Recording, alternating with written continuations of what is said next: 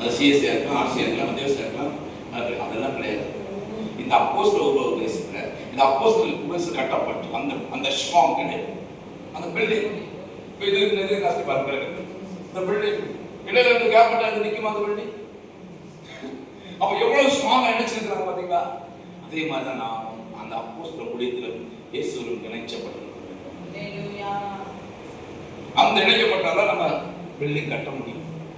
அது கட்ட முடியல என்ன இயேசுவர்? ஏன்னா எல்லாமே தகர்ந்து கிடக்குது. இவன் அவன்கிட்ட பேச மாட்டான், அவன்கிட்ட பேச மாட்டான், இங்கே ஒட்டாது அப்பா, இது ஒட்டாது, அது ஒட்டாது, எல்லாம் செதறி கிடைக்கிறாரு. இப்போ ஆண்டவர் என்ன பண்ணிட்டு கேள்வி ஆயிடுச்சு. ரெண்டு பேரை ஒட்ட வைக்க முடியும்.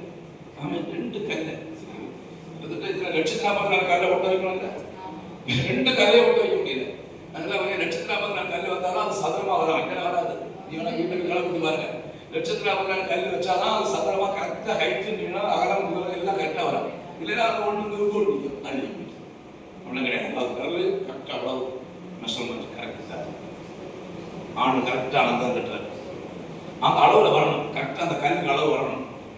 அளவு 4 ஒரு கல் எத்தனை